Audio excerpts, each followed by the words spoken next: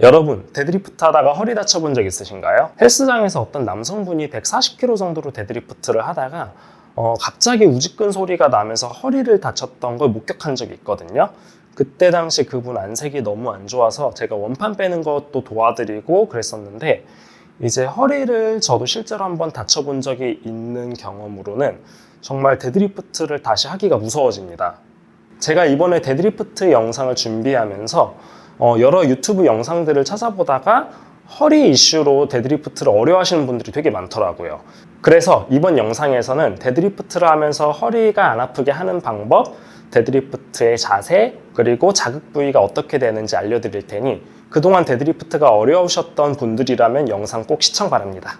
자, 일단 우선은 복압을 주는 방법을 잘 아셔야 되는데요. 우리가 숨을 들이마실 때 처음에는 일단은 폐가 확장이 됩니다. 그 다음에 이제 그 압력이 그 다음으로는 복부 쪽 아랫배 골반까지 들어가게 되는데요. 숨을 엄청 크게 많이 마신다라기보다는 이제 내가 편한 정도만큼만 호흡을 하시되 이걸 깊게 넣어준다라고 생각하면서 여기에서부터 여기 끝까지를 가득 채워준다라고 생각해 주셔야 돼요. 자, 처음에는 폐가 먼저 올라오고요. 윗배, 아랫배, 골반까지 공기가 가득 차는 느낌을 받으시면 돼요. 네, 이제 이때 주의하실 점은 배를 내밀 때 이제 배까지 바람을 집어넣을 때 앞으로만 불룩하게 내밀려고 하지 마시고요. 이제 이 압력이 옆구리로도 그리고 이제 뒤로도 밀어내는 느낌이 나면 좋습니다. 이게 만약에 한 방향으로만 압력이 가득 차게 되면은, 그리고 이제 뒤쪽에는 압을 못 넣어주게 되면은 이 허리가 과하게 아치가 되는데요. 이제 이 상태에서 데드리프트를 하게 되면은 허리를 과하게 꺾은 그런 형태의 데드리프트를 하게 되면서 허리를 좀 과하게 쓰게 됩니다. 그래서 압력을 동서남북 사방팔방으로 가득 채운다라고 생각을 해주시는 게 좋아요. 자, 반면에 허리가 구부정해져서 잘 다치기 쉬운 케이스인데요. 우리가 데드리프트를 잘 하려면은 힙힌지라고 하는 이렇게 고관절을 접는 동작을 잘 하셔야 됩니다. 이 동작이 잘 나오게 되면은 안전하게 바를 뽑을 수가 있고요.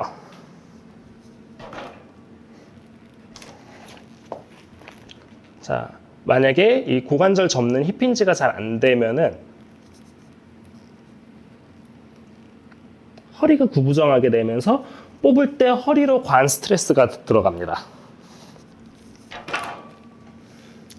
자, 이렇게 경첩처럼 잘 접어주셔야 되는데 이 느낌이 초보자들에게는 감잡기가 매우 어려워요. 그래가지고 이렇게 생각하면서 하시면 좀 도움이 될 수가 있는데, 우리 정수리에서부터 이렇게 꼬리까지가 꼬챙이에 관통되었다라고 생각을 해주세요. 이렇게 꼬챙이에 딱 고정이 되어 있다 보니까는 얘네는 일직선으로밖에 못 움직이고요. 자, 머리부터 엉덩이까지가 서로 180도 맞은편에 계속 있어야 합니다. 그래서 머리가 이렇게 내려가게 되면은 엉덩이는 살짝 올라오게 되고요. 머리가 더 내려가면은 엉덩이는 조금 더 올라오게 되고, 머리가 더 내려가면 엉덩이가 더 올라가게 됩니다. 이제 이 180도를 계속 유지하면서 움직일 수 있는 범위까지만 움직이시다가 서서히 늘려나가시면은 안전하게 힙힌지를 마스터하실 수 있습니다. 이제 자세에 대해서 알려드릴 건데, 발의 중간 지점 혹은 살짝 앞 지점 정도와 이 바가 수직선상에 있으면 됩니다. 발의 너비는 골반 너비 정도로 해주시면 되고요. 호흡을 마셔서 복압을 잡고 힙힌지를 하면서 바를 잡습니다. 자, 뒤로 내민 엉덩이를 앞으로 밀어넣는 힘으로 일어날 건데요. 여기에서 어떤 유형의 데드리프트를 하던 엉덩이를 수축하는 힘을 쓰는 건 공통사항입니다.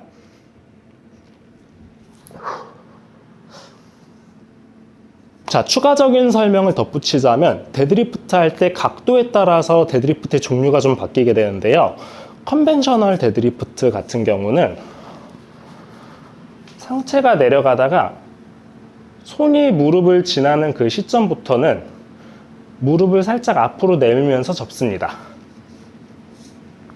자, 무릎이 살짝 내밀어진 자세이고요. 상체는 많이 숙여진 각도가 아닙니다. 자, 무릎을 앞으로 내밀었다 보니까 이제 이때는 발바닥으로 지면을 밀면서 일어나게 될 거고요.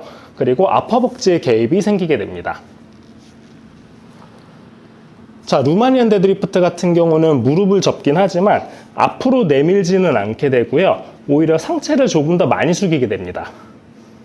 무릎을 앞으로 내밀지 않기에 아퍼벅지 개입은 줄어들고 후면 사슬의 운동이 목적입니다.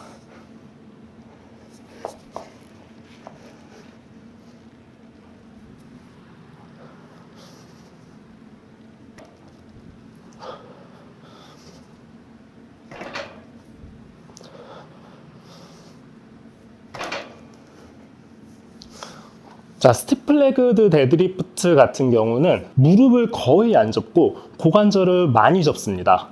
이제 이 운동 같은 경우는 햄스트링이 주 목적이 되고요.